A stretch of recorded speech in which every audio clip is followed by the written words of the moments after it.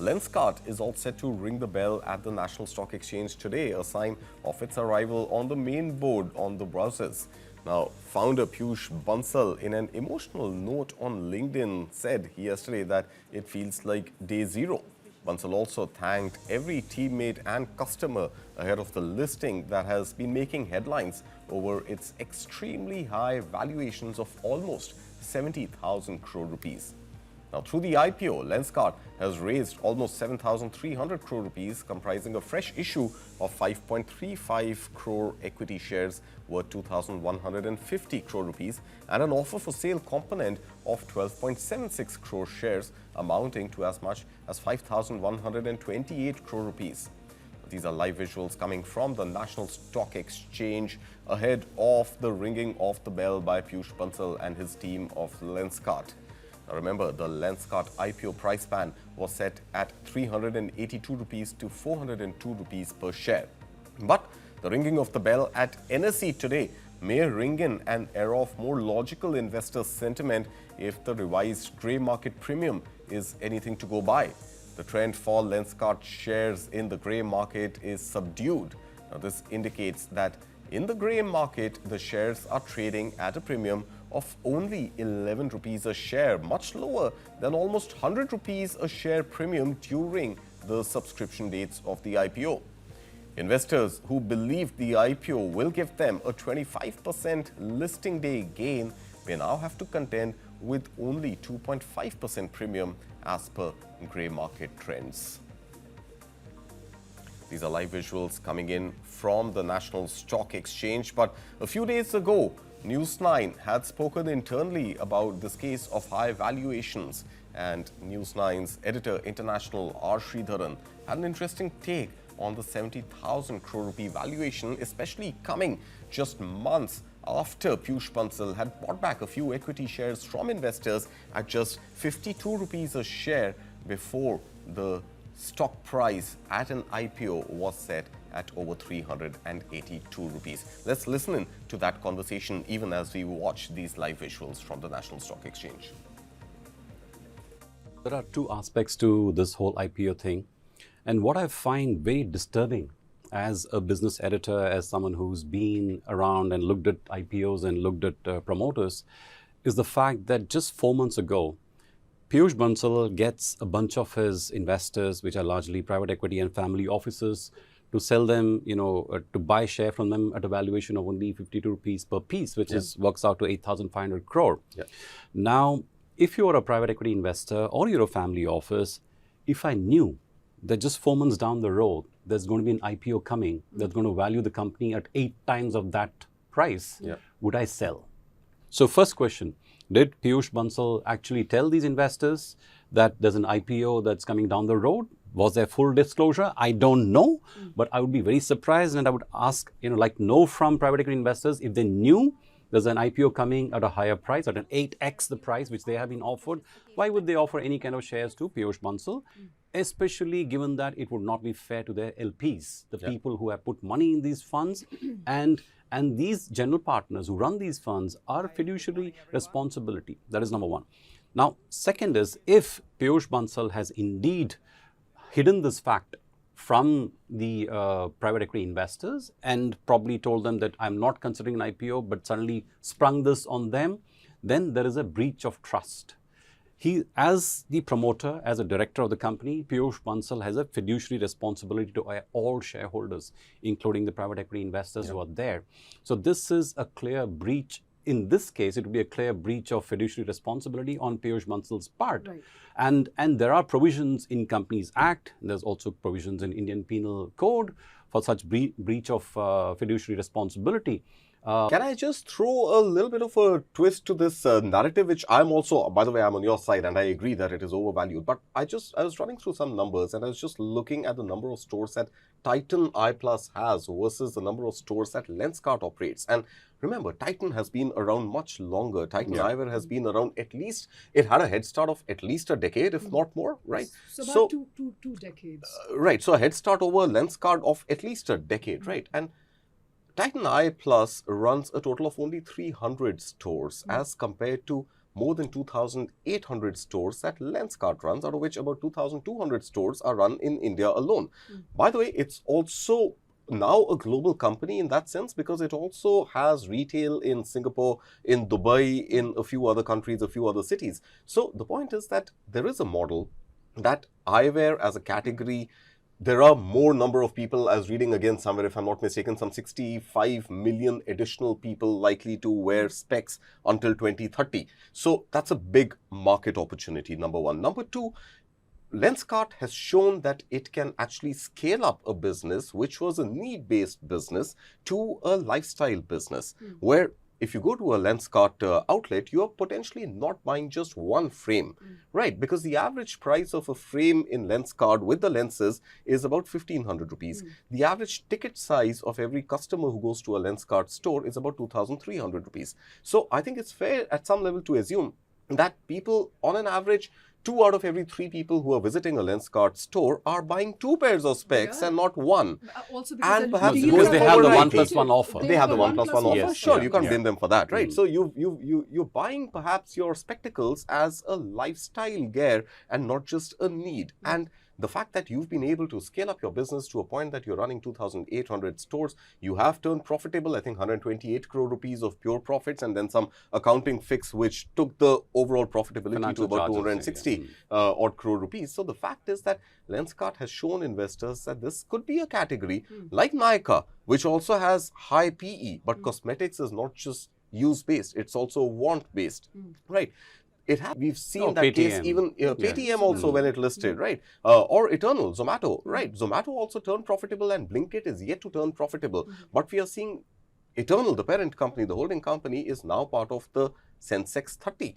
It is among the 30 most valuable companies on the basis of what people would earlier call a tech these product. are exactly technology companies. Now you can say that But- Lenskart also sells online, but that doesn't make you a tech company per se, right? But does it make Zomato or Eternal a tech company? Because you're running warehouses, you're employing gig workers, you're providing them, the entire logistics chain. So you've also gone beyond tech. You're also keeping. Yeah, but buying it's and not like keeping an stuff in AI your, company that, it's exactly. like It's not pure tech. give It's not pure yeah, tech. Exactly. All right, and that was a conversation we had just a few days ago ahead of this mega Lenskart listing on both the National Stock Exchange as well as BSE today. And meanwhile, live visuals coming in from that listing ceremony at the National Stock Exchange. Remember, at 10 o'clock today, Peyush Bansal is expected to ring the bell, marking in pretty much a new era for Indian startups listing on the main board and at an extremely high valuation expected to be 70,000 crore rupees. But remember, the days of the IPO subscription that saw even the Lenskart stock get oversubscribed as much as 28 times. The grey market premium now indicates that the premium has fallen sharply. At one point, the grey market premium was at about 100 rupees per share, giving it a 25% premium. But now it is up just about 11%, 11 rupees or so at 2.5%. Meanwhile, let's cut across straight to Peyush Bansal, who's speaking just ahead of the Lenskart listing today. Standing here today, like Nidhi said, feels surreal. It feels a journey of dreams, but also destiny, which I truly believe in. A moment like this is built not in a year. It took us 15 years. By parents who first let their children think out of the ordinary and dream in the first place.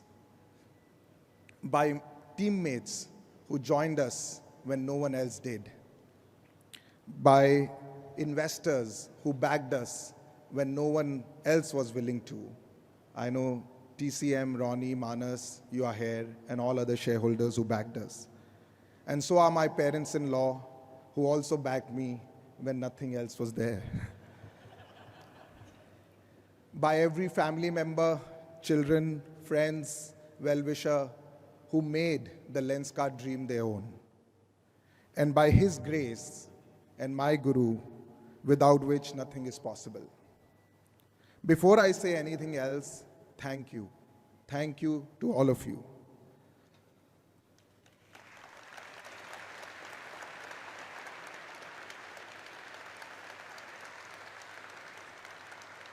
To make this day possible, NSE, Sir, Ashish ji, SEBI, all our bankers, lawyers, partners, incoming investors, the Lenskart team, Abhishek, Nikunj, Lavanya, and the teams that are working with them, I'm deeply humbled and grateful for the faith and the hard work that you put in Lenskart.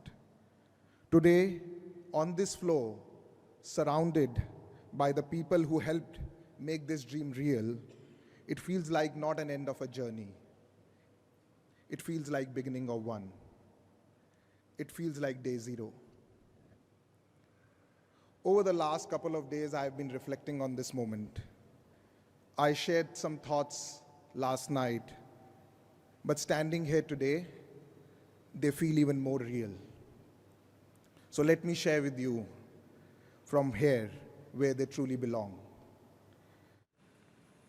Peyush Bansal there speaking from the floor of the National Stock Exchange just ahead of ringing that bell, which may ring in a new era for startup IPOs. Kranthi Bathini, equity strategist at Wealthmills Securities, joins me this morning. Good morning, Kranthi. Pleasure having you back here with us on News9. We are taking a look at those visuals coming in from NSE, where Peyush Bansal is speaking right now as we speak, ahead of that mammoth 70,000 crore rupee expected valuation of Lenskart. But the grey market premium has actually slipped sharply to just about 11 rupees or so per share. Are investors finally making sense of the absurd valuation numbers? And what do you think is going to happen to their expectations of booking massive gains on listing day? Yeah, Kartik, good morning to you. Yeah, definitely it received, contrary to the popular view of the retail and the social media, the subscribe could able to sail through, and in fact, it got oversubscribed despite of the high valuation theory that has been floating in the market. Right. Kartik, on a lighter note, if you see the last few years, the IPO's boom is concerned, it is phenomenal in India. In fact, the secondary market is in a consolidation phase, whereas the primary market has been booming. There is a great saying on the Wall Street. In the beginning of the IPO boom, the startups and the company promoters have a vision, and the retail investors have money. At the end of the IPO boom, investors have vision and the promoters have money. So, by and large, these startups have been doing their way, and they're quite successful selling their businesses at a astronomical valuations since this boom is going up. That's right. So, whether the end of this boom, whether the investors will have money or the vision, they left out with the vision is the greater question. Right, But absolutely.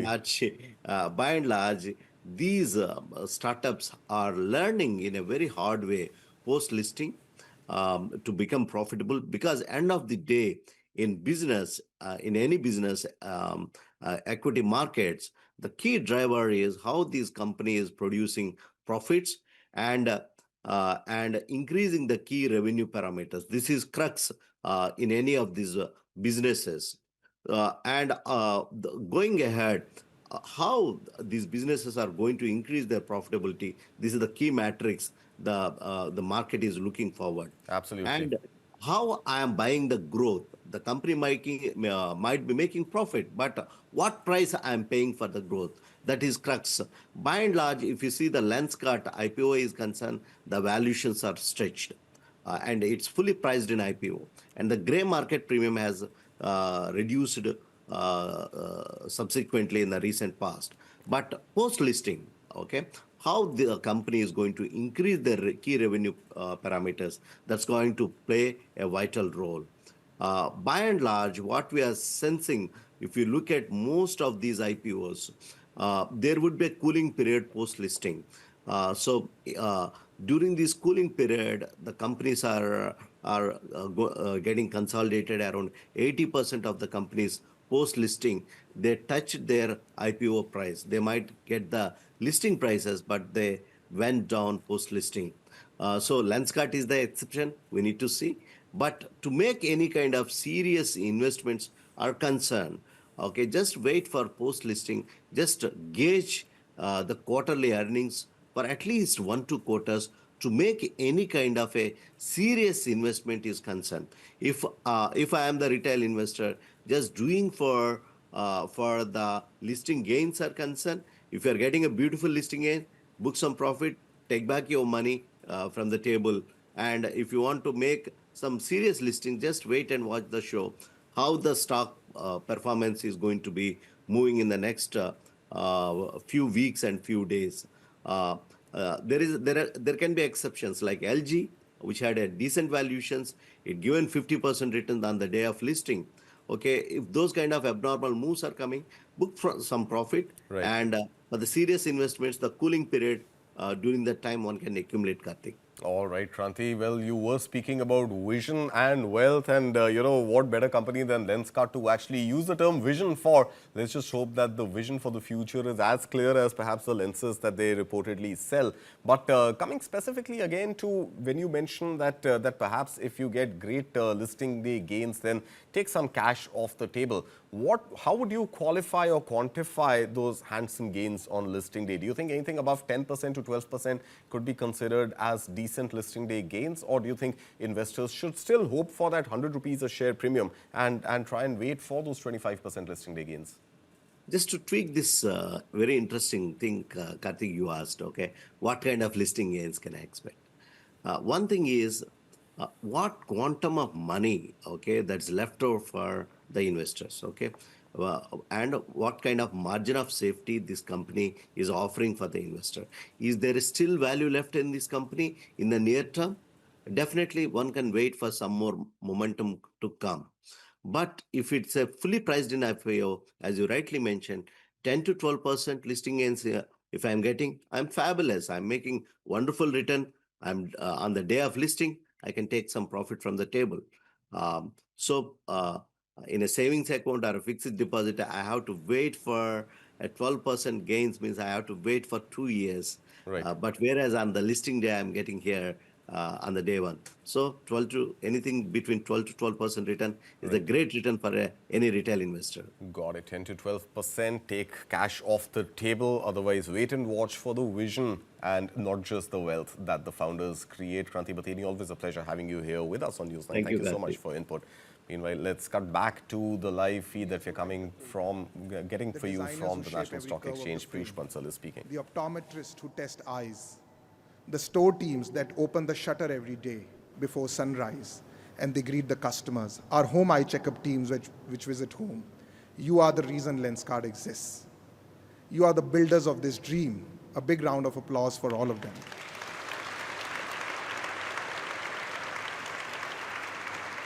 To my co-founders, Amit, Sumit, and Neha, and to those who have been part of this journey, Ramnik, Ashwini, Shuji, Take, Marco, Borga, Surain, the GeoIQ team, and many more who care about this dream as much as I do, and usually even more. I'm forever grateful.